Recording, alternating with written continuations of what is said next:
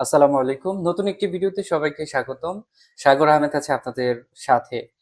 আজকে আমরা দেখব কিভাবে বাংলাদেশ হাইকমিশন কুয়ালালামপুর মালয়েশিয়ার ওয়েবসাইট থেকে আপনার পাসপোর্ট এর বর্তমান অবস্থা, পাসপোর্টটি মালয়েশিয়াতে চলে আসলে কিভাবে পোস্টরাজের মাধ্যমে অ্যাপয়েন্টমেন্ট গ্রহণ করতে হয়। তাহলে চলুন ভিডিও শুরু করা যাক। পাসপোর্ট করার জন্য স্কেলে গেলে সকল কার্যক্রম শেষ হলে আপনাকে একটি রিসিপ্ট দেওয়া হয়। সেই রিসিপ্টের মধ্যে একটি ডেলিভারি স্লিপ নাম্বার থাকে। স্ক্রিনে যেভাবে দেখতে পাচ্ছেন এই কর্নারে আপনার ডেলিভারি স্লিপ নাম্বার থাকে।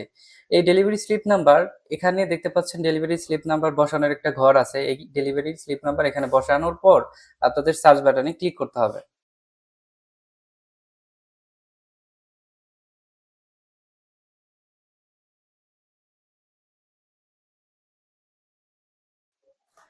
এখানে ক্লিক করার পর আপনার পাসপোর্ট বাংলাদেশ সার্ভিস সেন্টার কুয়ালালামপুরে রয়েছে এরকম লেখা আসলে বুঝে নিতে হবে আপনাদের পাসপোর্ট রেডি অ্যাপয়েন্টমেন্টের জন্য। আর যদি এখানে অন্য কোনো কিছু লেখা থাকে তাহলে বুঝতে হবে আপনাদের পাসপোর্ট রেডি নয় অ্যাপয়েন্টমেন্টের জন্য, তাহলে আরো দেরি করতে হবে।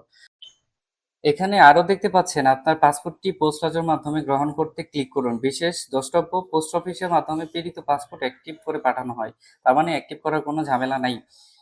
তারপর দ্বিতীয় অপশন হচ্ছে মালয়েশিয়ার বিভিন্ন প্রদেশ হতে কনসুলার টিমের মাধ্যমে পাসপোর্ট সংগ্রহের জন্য অ্যাপয়েন্টমেন্ট গ্রহণ করেন। এটা আমরা অন্য আরেকদিন দেখব।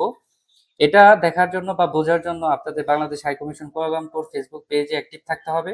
ওখান থেকে নোটিশের মাধ্যমে জানিয়ে দেওয়া হয় কোন প্রদেশে কত তারিখে পাসপোর্ট কনসুলার সেবা দেবে। সো যখন এই সেবার আওতাধীন আপনি পড়ে যাবেন তখন আপনি এখান থেকে পাসপোর্ট সংগ্রহ করতে পারবেন। সো আমরা আজকে দেখব পোস্ট লাজের মাধ্যমে কিভাবে আপনাদের কাঙ্ক্ষিত পাসপোর্ট অ্যাপয়েন্টমেন্ট নেওয়া যায়। আচ্ছা, আমরা ডেলিভারি স্লিপ নাম্বার বসিয়েছি, এখন সার্চ বাটনে ক্লিক করব। ক্লিক করার পর এখানে দেখতে পাচ্ছেন আপনাদের ডেলিভারি স্লিপ নাম্বার এন্ড নিচে দেখাচ্ছে আপনাদের নাম। এটা যাচাই করে নেবেন আপনাদের নাম এবং ডেলিভারি স্লিপ নাম্বার ঠিক আছে কিনা। তার নিচেই দেখতে পাচ্ছেন মোবাইল নাম্বার দেওয়ার একটি ঘর, বর্তমান পাসপোর্ট নাম্বার দেওয়ার একটি ঘর, কোন পোস্ট গ্রাজুয়েট অফিসের মাধ্যমে আপনি পাসপোর্ট গ্রহণ করবেন তার একটি ঘর দেওয়া আছে। এখানে আপনাদের তথ্য অনুযায়ী ভরাট করুন। প্রথমে মোবাইল নাম্বার দেওয়ার ক্ষেত্রে 01 থেকে মোবাইল নাম্বার দিন। মোবাইল নাম্বারের মাঝখানে কোনো স্পেস বা ডট দেওয়া চলবে না। দ্বিতীয় নাম্বার ঘরে আপনাদের পাসপোর্ট নাম্বার লিখুন, অবশ্যই যাতে সঠিক থাকে। তৃতীয় নাম্বার ঘরে আপনাদের কোন পোস্টাল অফিসটা আপনাদের অ্যাড্রেস থেকে কাছে সেই পোস্টাল অফিসটা আপনাদের সিলেক্ট করতে হবে।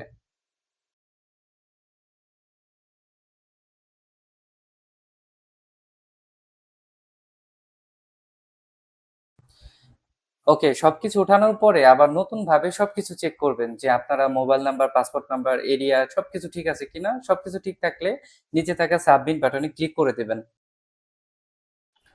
আলহামদুলিল্লাহ, আমাদের অ্যাপয়েন্টমেন্টটি গ্রহণ করা হয়েছে।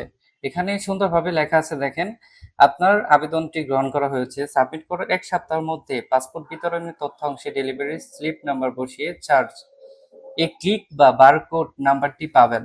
এই লিংকে গিয়ে ট্র্যাক অপশনে গিয়ে বারকোড নাম্বার দিয়ে সার্চ করলে আপনার পাসপোর্ট এর স্ট্যাটাস পোস্ট অফিসে কি অবস্থায় আছে জানতে পারবেন। ওকে, আমাদের বারকোড কিভাবে চেক করতে হয়, কখন পাসপোর্ট গিয়ে আনতে পারবো সেটার জন্য আলাদা আরেকটি ভিডিও করব। তাহলে এই যে নতুন ওয়েবসাইট দেখতেছেন বাংলাদেশ হাই কমিশনের, আমরা এই ওয়েবসাইট নিয়ে 3টে ভিডিও করব ইনশাল্লাহ। এটা দ্বিতীয় নাম্বার ভিডিও। তৃতীয় নাম্বার ভিডিওতে থাকছে কখন গেলে পাসপোর্টটি আপনি পাবেন বা কি লেখা থাকলে পাসপোর্টটি আপনি পোস্ট অফিসে গিয়ে আনতে পারবেন। এই ছিল আজকের ভিডিও। আশা করি আপনারা সবকিছু বুঝতে পেরেছেন। ধন্যবাদ আমাদের সাথে থাকার জন্য। আমাদের ফেসবুক পেজ, ইউটিউব চ্যানেল এবং হোয়াটসঅ্যাপ চ্যানেলের সাথেই থাকুন। আর অবশ্যই যদি আপনাদের অনলাইনে কোনো অ্যাপার্টমেন্টের প্রয়োজন হয় আমাদের দেওয়া হোয়াটসঅ্যাপ নাম্বার অবশ্যই যোগাযোগ করুন।